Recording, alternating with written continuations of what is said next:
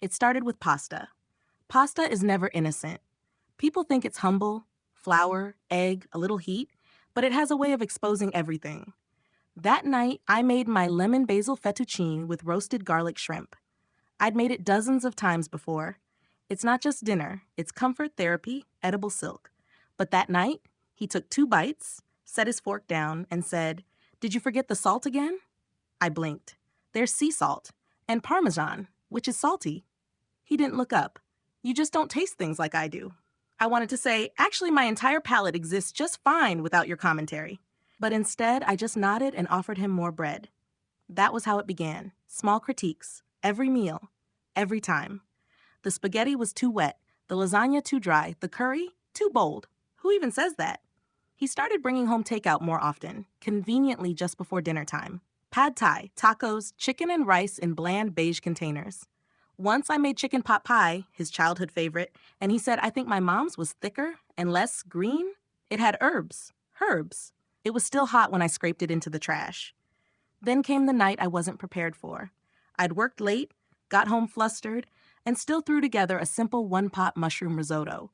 Creamy, cozy, good enough for any decent human being. He walked in, looked at the pot, and said, "Oh, you cooked?" I turned, spoon in hand. "Yeah, is that a problem?"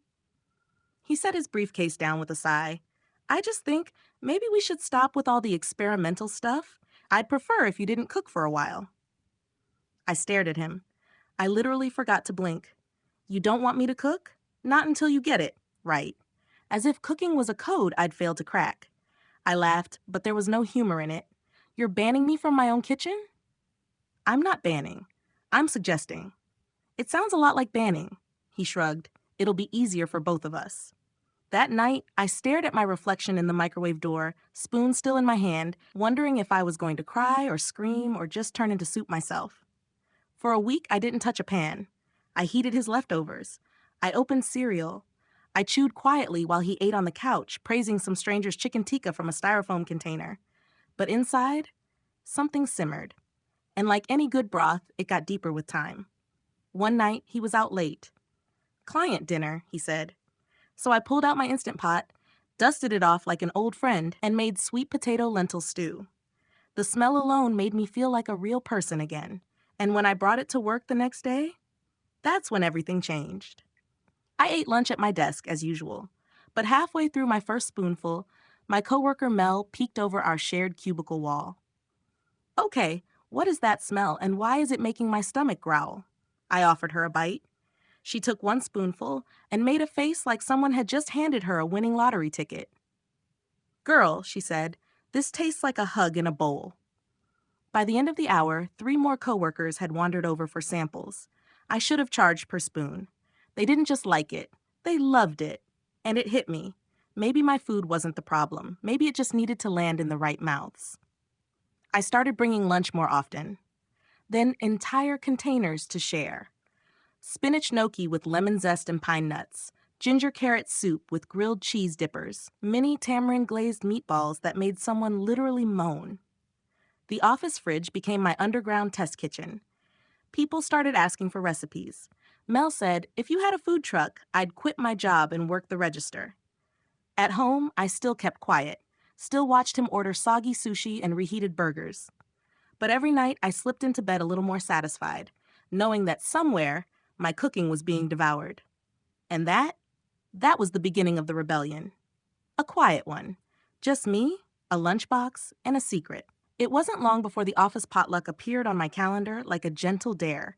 Subject, winter warm-up feast, sign-up sheet attached. It was Mel who sent it, with a cheeky postscript just for me. If you don't bring those meatballs, we riot. I laughed out loud at my desk, almost snorted tea out my nose, and just like that, I was in. But this wasn't going to be just bring something and hope they like it. No, this was my reintroduction. A quiet announcement. You didn't erase me. I spent the weekend testing recipes, adjusting the balance between spice-sweet. I wanted something with kick, with memory. Something that said, I've been through a lot, but I still know who I am. I landed on a dish my grandmother used to make for Lunar New Year, caramelized chili soy chicken over coconut jasmine rice. Tender, sticky, fragrant, with a punch of red pepper that came in after the first smile. It wasn't flashy, but it lingered. The day of the potluck, I arrived carrying 2 large containers in a reusable bag that read, "I came. I stirred. I conquered." A gift from Mel, obviously. The conference room had already started filling up with store-bought cupcakes, 6 different lasagnas, and someone's sad vegetable tray. But when I opened my dish, the room tilted. You know that moment when a smell walks across the room before you do? That happened. Mel was the first to dig in, practically dragging people over. Forget your diets. This is worth every carb. Even the VP from the 3rd floor, who usually communicated only in spreadsheet jargon, took one bite and said, "Do you cater?" I nearly laughed. "No, just home cooking." He nodded slowly, chewing. "Well, maybe you should rethink that." That's when things escalated. A producer from a local morning show, Sunrise Today, was at the event. Apparently, her niece worked in our marketing department and had invited her for fun. She tried the chicken, then had another bite, then cornered me near the water cooler with the kind of smile that's both charming and slightly terrifying. "Would you ever consider sharing this recipe on TV?" I blinked. "On live television?" She waved a hand. "Very casual, very friendly, just a segment called Dish of the Week. We feature local cooks. No pressure." My brain went full circus mode, monkeys clanging cymbals, fireworks exploding, and one little voice screaming, "What if he sees it?" But another voice whispered something steadier. "What if you don't need his approval anymore?" I smiled. "I'd be honored." I didn't tell my husband. I could have. I probably should have. But a part of me wanted to do it alone. Or maybe I just didn't want to see that look in his eyes again, the one that says, "You? Really?" Instead, I focused on the prep, retested the recipe, bought a new apron, practiced my talking points in front of the mirror while holding a spatula like a mic. I'm just a home cook, but food is how I love out loud, I'd say. Sweet, digestible, pun intended. The morning of the taping, I took a rideshare to the station at 16 a.m. Fog clung to the windows. My fingers smelled like ginger and hope. The studio was smaller than I expected, warm and full of artificial sun. A makeup artist dabbed powder on my forehead while another person wired me up with a mic pack. Everything was moving so fast. And then someone said, "Your co-host this morning will be Marlene Hughes." I froze. That name, that voice, that was my mother-in-law. I turned slowly, and there she was, hair perfectly curled, gold brooch shaped like a pear, smile sharper than a carving knife. She didn't recognize me at first. But then, "Wait, you're..." "Yup," I smiled. "It's me, today's featured cook." Her eyes flickered. Confusion, calculation, something else. But she didn't say a word. I held my spoon like it was a shield, and then the cameras rolled. The segment started with light banter. The host made a corny joke about spicing up our Tuesday. I nodded politely, then stepped into frame and lifted the lid off my dish. Steam rose in a dramatic little cloud. Marlene leaned in to sniff. She looked intrigued. "I'm making caramelized chili soy chicken," I said, "served over coconut jasmine rice. It's a twist on a family favorite." Marlene raised an eyebrow. "From your family?" "Mine," I nodded. "And maybe even a little from yours, too." She chuckled, confused but amused. Then she took a bite. The pause that followed was pure TV gold. Her eyes widened. She set down her fork, then picked it back up for another bite, an unladylike bite, which for Marlene was practically a declaration of war. "This is incredible," she said. Then, with one perfect TV-ready smile, "Do you mind sharing the recipe?" I blinked. The host grinned. "Live on air? Let's go viral." I laughed softly and replied, "I think this recipe's been waiting for the right table all along." And as the camera panned to our faces, mine calm, hers stunned, I knew this moment was more than just a segment. It was a turning point, a reclaiming, and somewhere, maybe, a reckoning. When the cameras stopped rolling, the studio lights dimmed just slightly, and the whirlwind quieted to a hum, Marlene turned to me with a look I had never seen on her face before. Not disapproval, not forced politeness. It was curiosity, maybe even a dash of awe. She patted her lips with a napkin, slowly, as if trying to buy time while she processed everything. "I never knew you cooked like this," she said softly. I gave a small shrug, the kind you offer when you're not quite sure whether you're being complimented or studied under a microscope. "I guess I've just never had the right stage," I replied, half joking, half defensive. She stared at me for a moment longer, then nodded. "Well," she said, brushing invisible crumbs from her lap, "you found it."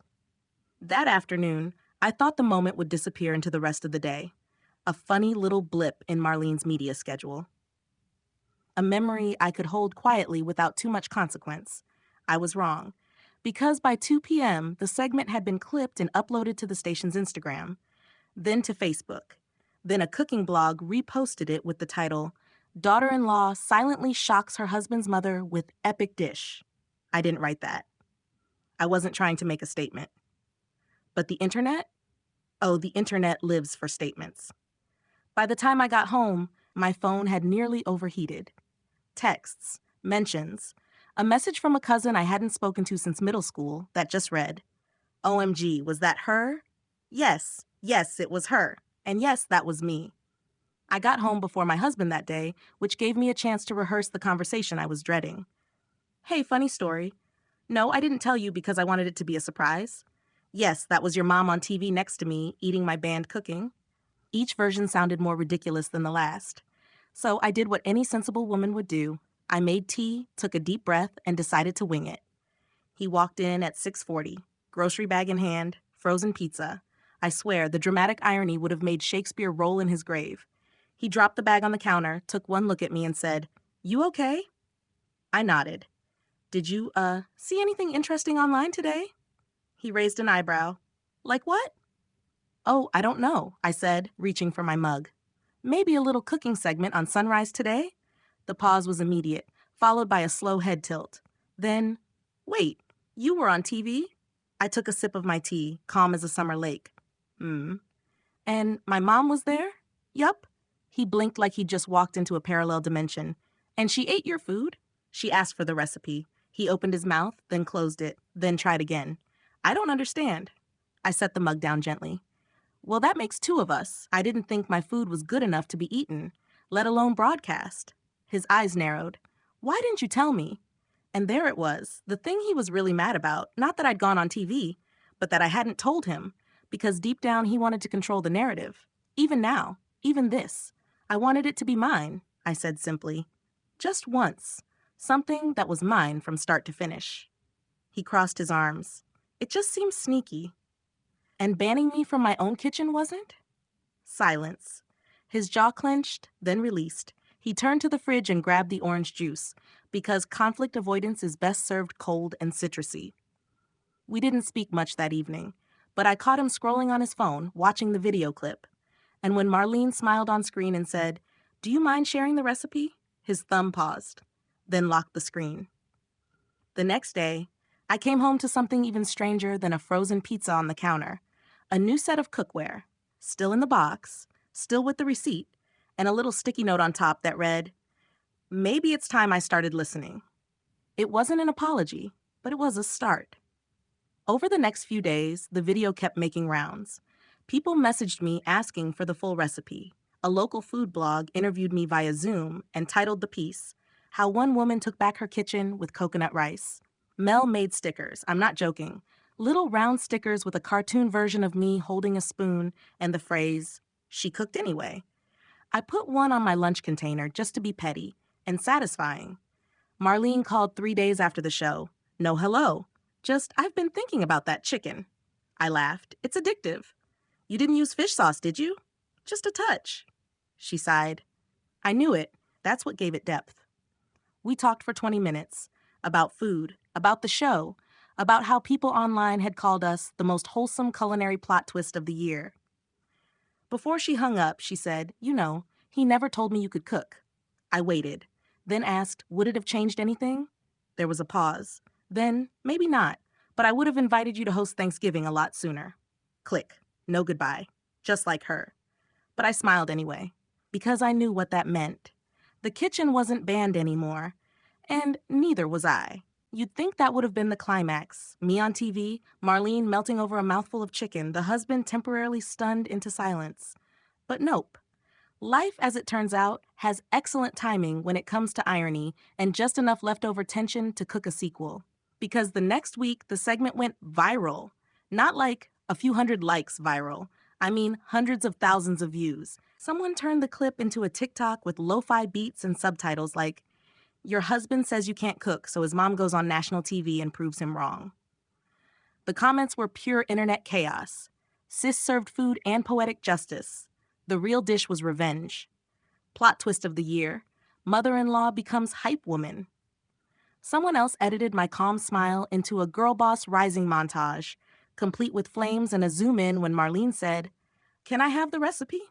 That part, it looped endlessly. Can I have the recipe? Can I have the recipe? Can I have the recipe? Even I started hearing it in my dreams. It didn't stop there. Local bloggers began doing deep dives. I was suddenly the chicken girl from Sunrise Today.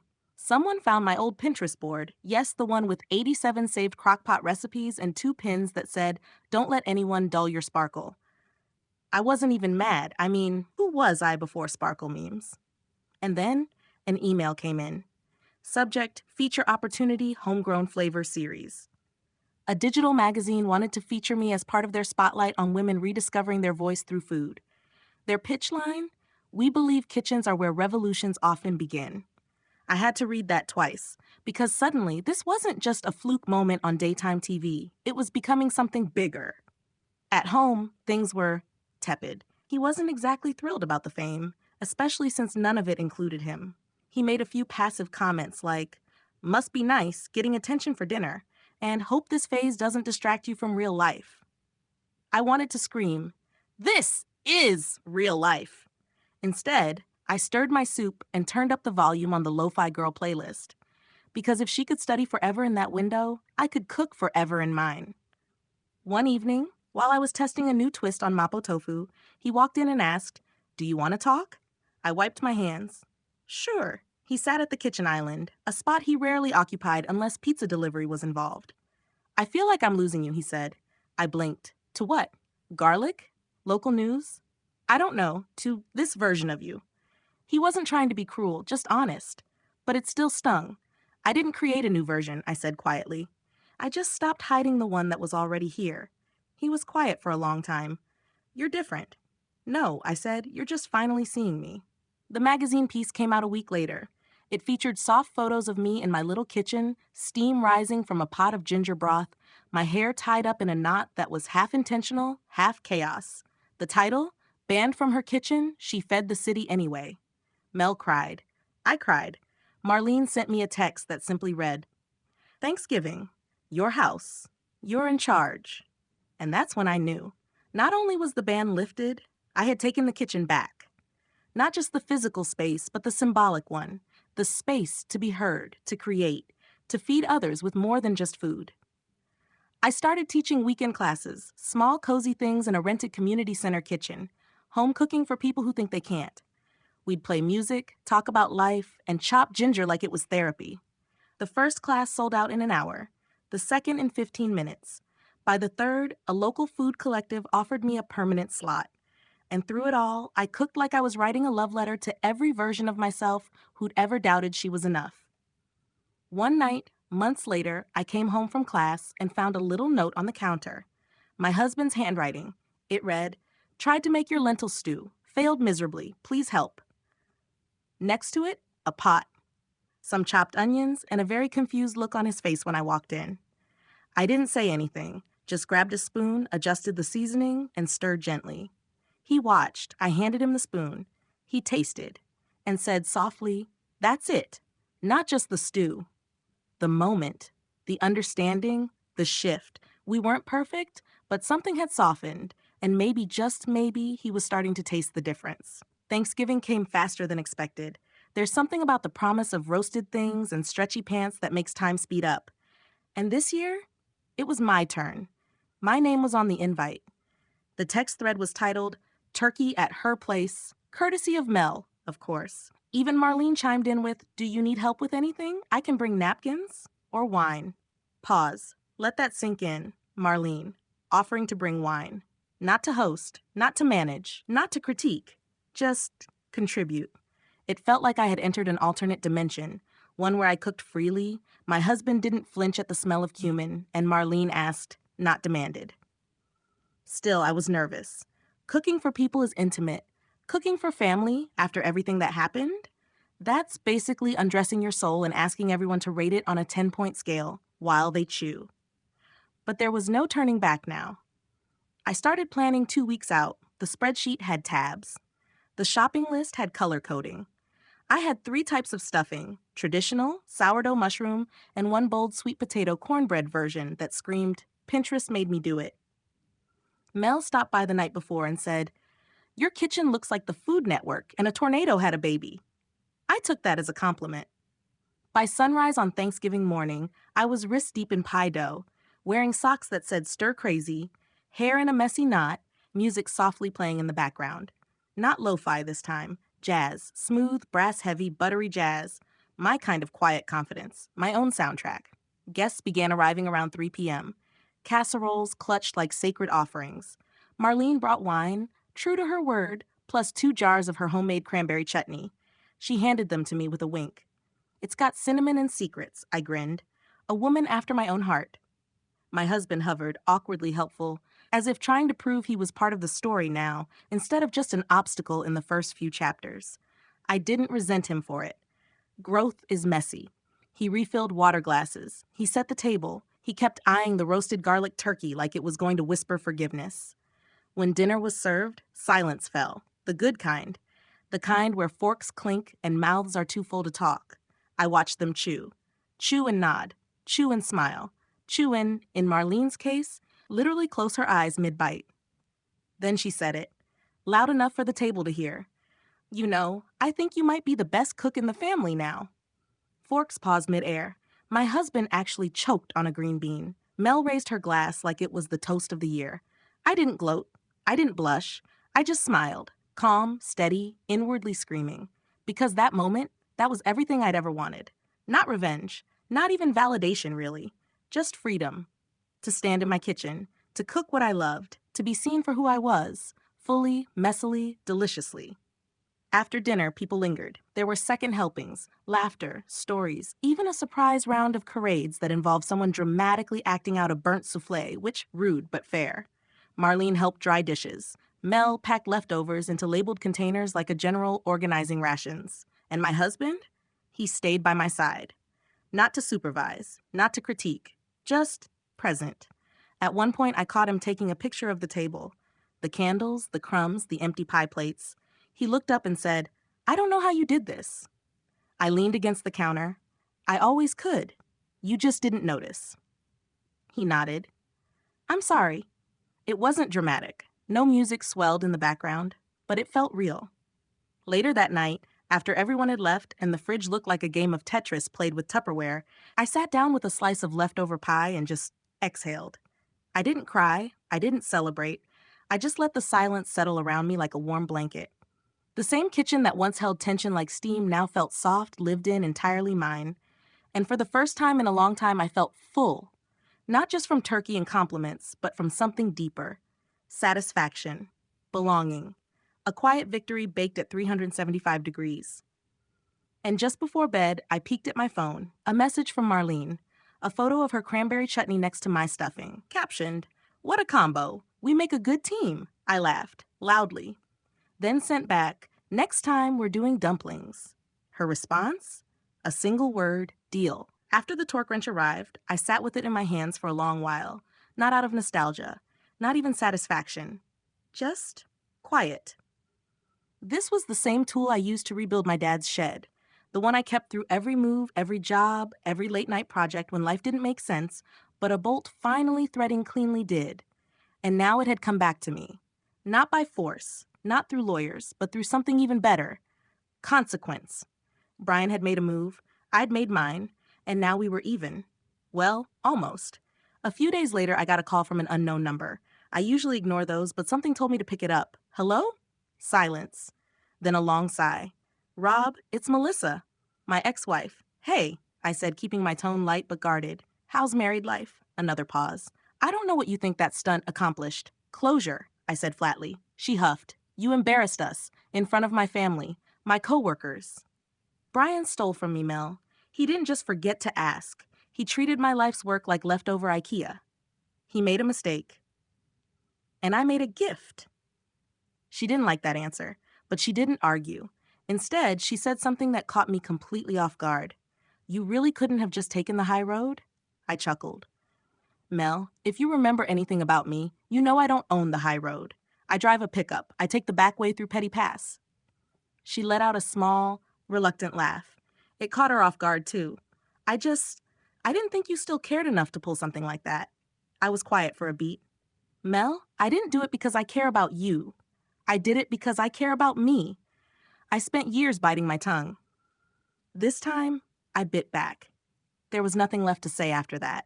She hung up first. I looked at my wrench again, placed it gently in its original drawer, and slid it closed with a satisfying click. Brian returned it. Melissa called me. The world kept spinning. But for the first time in a long time, I wasn't the one who felt like the extra screw left over in someone else's project. A week passed, and the dust began to settle. Brian and Melissa were still keeping their heads down. No posts, no tagged photos, not even a filtered pic of their brunch, which, let's be honest, for Melissa, that was basically a public emergency. But I was good. Better than good.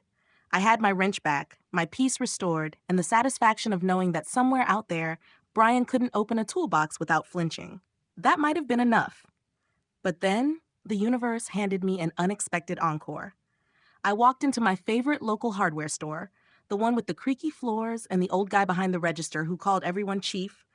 I was just there for sandpaper and maybe a new pair of work gloves, just a normal Saturday errand. And who did I run into in aisle 4? Brian, alone, looking real uncomfortable holding a bottle of wood glue like it might explode. I froze. He saw me. For a second, I thought he might turn around and bail. But nope.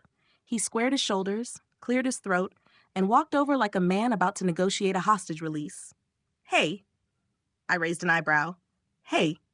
Long pause. He looked down at the wood glue like it held answers. Look, I shouldn't have taken your stuff. I know that.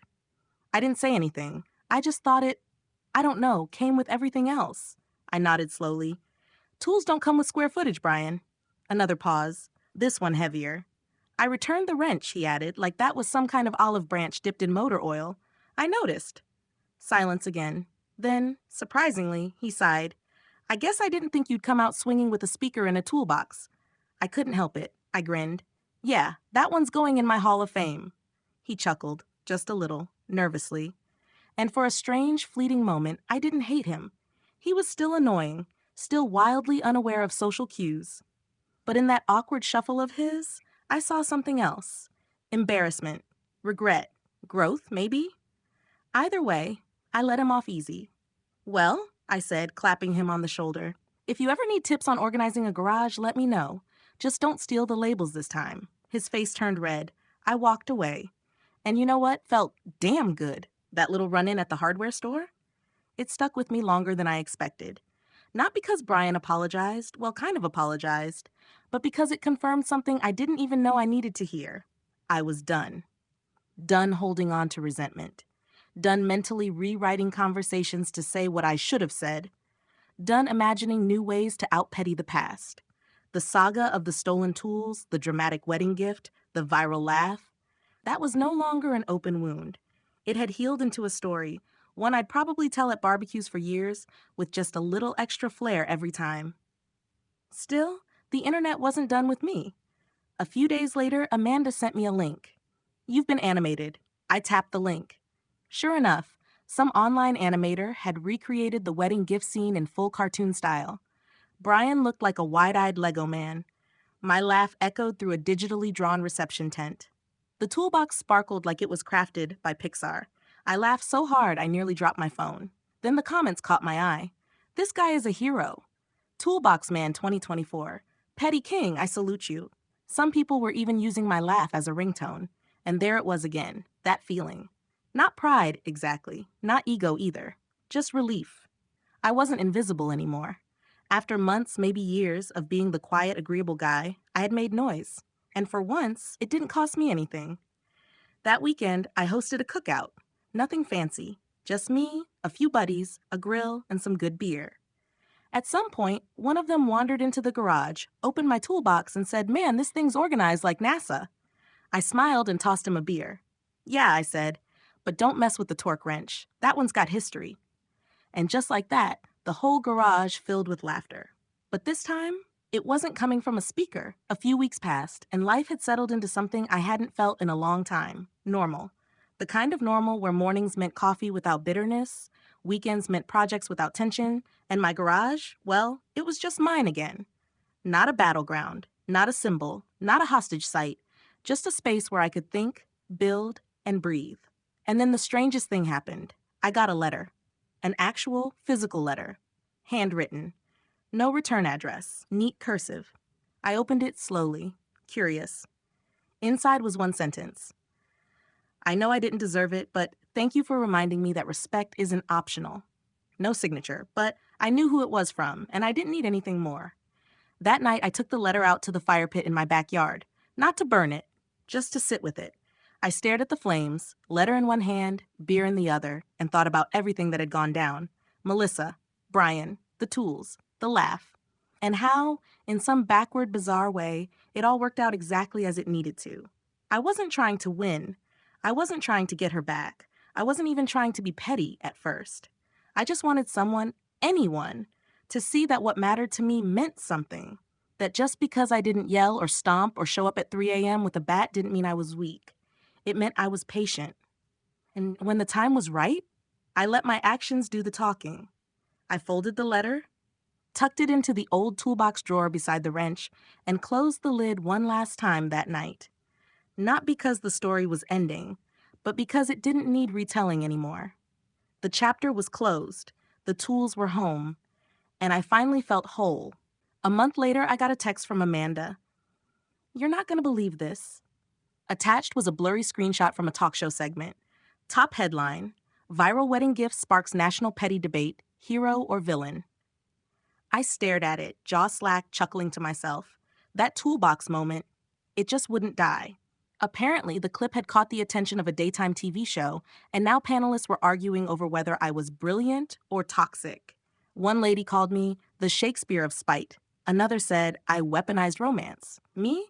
I was just enjoying a sandwich in peace. But you know what the weirdest part was? I didn't care anymore.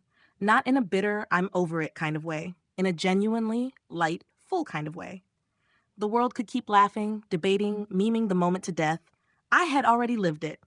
And more importantly, I had already let it go. My garage is a little different now. I replaced some tools, upgraded others, added a mini fridge and an old radio that plays nothing but classic rock and blues. Every once in a while, someone, usually a buddy or neighbor, asks to borrow something. A socket wrench, a drill, even the torque wrench, which now lives in a velvet-lined drawer. I always say yes, because tools are meant to be used, not stolen, and respect is meant to be shared, not demanded. I even added a little plaque near the door. Nothing flashy. Just a small wooden sign that says, "Built with patience, repaired with humor." It gets a smile every time someone notices it. That's enough for me. Not revenge, not fame, just a laugh, a lesson, and a quiet space that feels like home again. Because in the end, I didn't just get my tools back, I got myself back. Now that the lights are low and the fan's humming, let's slow it all down. This story started with loss. A divorce, a garage left behind, and a box of tools that felt more like pieces of identity than metal and plastic. When Brian, the new husband, claimed what wasn't his, it wasn't just theft. It was a dismissal of years of work, memory, and pride. But rather than rage or lawsuits, I chose something quieter and somehow louder. A wedding gift. Wrapped with sarcasm, delivered with class, and opened with an audience. My toolbox didn't just hold tools that day. It held a message, a laugh, a statement, and that moment rippled through guests, through social media, through unexpected apologies and awkward hardware aisle confessions. Yet none of that mattered as much as the feeling I eventually found. Peace. Not the fake kind you post on Instagram, the kind that lives in silence, in the return of a torque wrench, in a letter without a signature, in knowing that you stood up for yourself, not with fists, but with wit and timing. So wherever you are tonight, whether your garage is full or your heart's still a little empty, remember this. You can take a hit. You can lose something valuable. But you can also rebuild. With patience, with humor, and yeah, with a little revenge if it's earned. Just make sure the speaker works.